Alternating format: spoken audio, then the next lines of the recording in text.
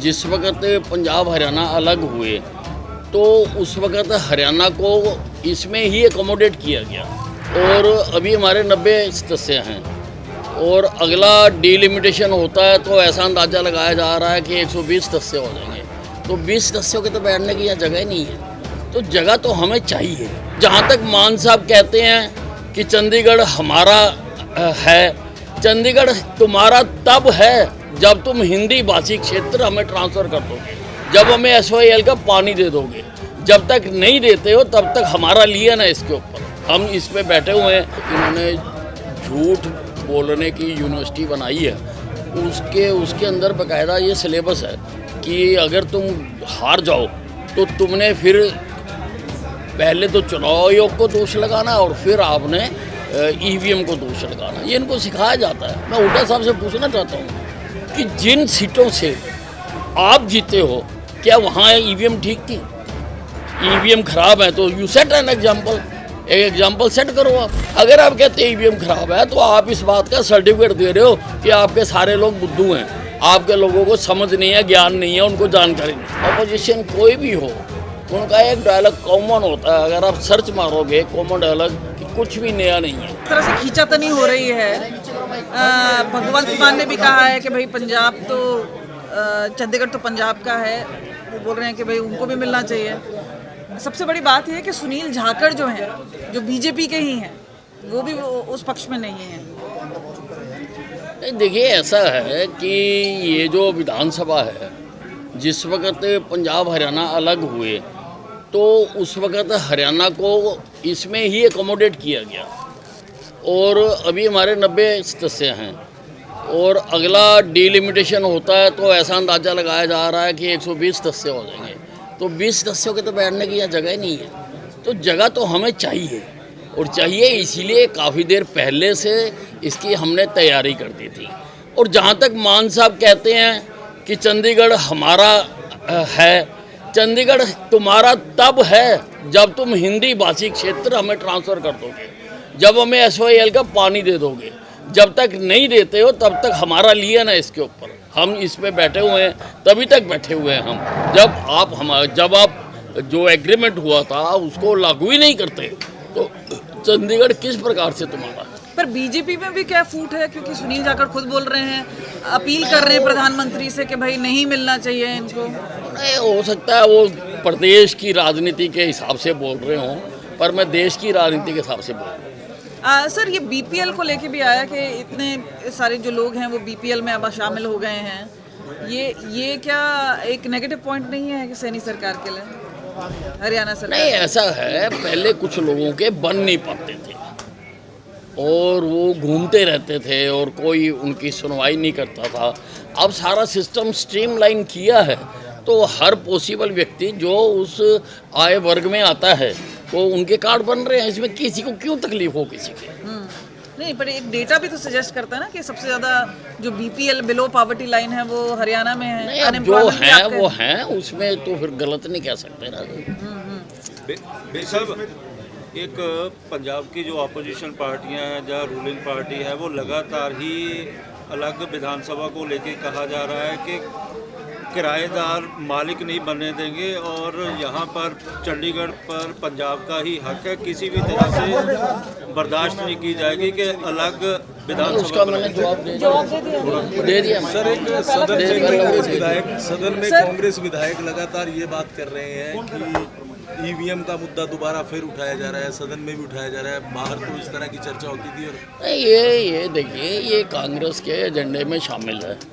इनको जो इन्होंने झूठ बोलने की यूनिवर्सिटी बनाई है, उसके अंदर बाकायदा ये सिलेबस है कि अगर तुम हार जाओ तो तुमने फिर पहले तो चुनाव आयोग को दोष लगाना और फिर आपने EVM को दोष लगाना, ये इनको सिखाया जाता है। मैं हुड्डा साहब से पूछना चाहता हूँ कि जिन सीटों से आप जीते हो क्या वहाँ EVM ठीक थी? वहाँ का कराओ ना रीपोल। EVM अगर ख़राब थी तो सारी प्रदेश की ख़राब थी। आप जिन सीटों से जीते हो वहाँ तो EVM ठीक है, जहाँ से हम जीते हैं वहाँ EVM ख़राब है, क्या लॉजिक है? आप एडवोकेट हैं, आप इस तरह की बातें आपके मुंह से शोभा नहीं देती हैं। आप रीपोल करवाओ जहाँ से आप कांग्रेस के एमएलए जीते हैं। अगर आप कहते हो कि ईवीएम खराब है तो यू सेट एन एग्जाम्पल, एक एग्जाम्पल सेट करो आप। और दूसरी बात ये है कि ये अज्ञानियों वाली बात करती है।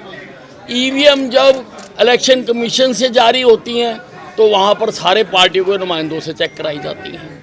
जब यहाँ पर आके डीसी के पास डिस्ट्रीब्यूट होती हैं तब नुमाइंदे बुला के चेक कराई जाती है। जिस दिन पोलिंग स्टेशन पे ईवीएम खोली जाती है तब उस दिन सारे पार्टी के नुमाइंदों से बुला के चेक कराई जाती है।